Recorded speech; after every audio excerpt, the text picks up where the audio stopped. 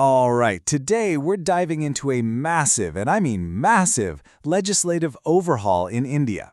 It's called the Code on Social Security 2020. Now, this isn't just some small tweak to the rules. Oh no, this is a total rethink of the social safety net, built for the kind of work people are doing right now. So let's get into it.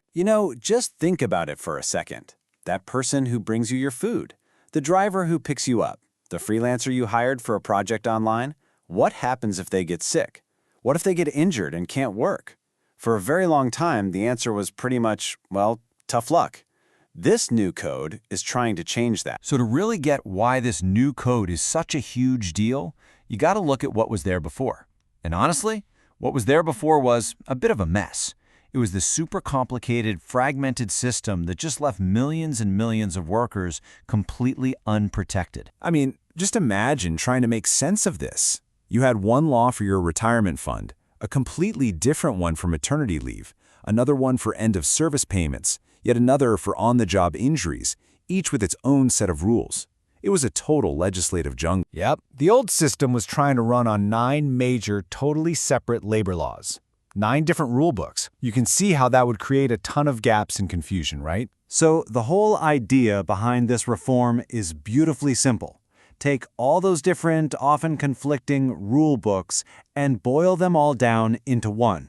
Just one single unified code. The mission is to go from 9 complicated laws down to one clear one. A good way to think about it is this. The old system was like having 9 tiny leaky umbrellas in the middle of a monsoon. This new code, well, it aims to be one giant sturdy umbrella that's big enough to cover everyone. So that's the first major shift, consolidation and expansion. And this quote right here, it really gets to the core of what they're trying to do. The goal is to reach beyond the traditional organized jobs, your typical office or factory work, and cover the huge unorganized sector. We're talking about self-employed people, street vendors, migrant workers, everyone. So when we say Social Security, what does that actually mean under this new law? It's basically a broad protection plan. We're talking about making sure you can see a doctor and that you still have some income coming in if you can't work because you're sick, you got hurt on the job, you're older, or you're having a baby. It's a proper safety net. Okay, now we're getting to the part that is really, truly groundbreaking. This is one of the world's first big, serious attempts to write Social Security rules specifically for the gig economy. The code officially defines 2 new kinds of workers. First, you've got your gig worker. That's basically anyone who's earning a living outside of a standard 9-to-5 job. Then you have the platform worker, who specifically uses an online platform, like an app, to find customers. And by actually giving them a name, the law can finally start protecting them. And of course, if you have platform workers, you have to have platforms. The law calls these aggregators. These are the digital middlemen, the marketplaces connecting you to the service. Think about your ride-sharing apps, your food delivery apps. And here is the absolute key. These aggregators now have brand new legal responsibilities. So who pays for all this? Well, in a really landmark move, the code says that these aggregators have to contribute. They have to put between 1% and 2% of their annual turnover into a Social Security fund for their workers. Now, there is a cap on this, but it's the first time we're seeing platform revenue being directly tied to worker benefits on this scale. It's a game changer. But this whole thing isn't just about the gig economy. The code also brings in some pretty big changes for more traditional businesses, all aimed at creating a more modern, more flexible system for everybody. For the first time, companies actually get a bit more flexibility.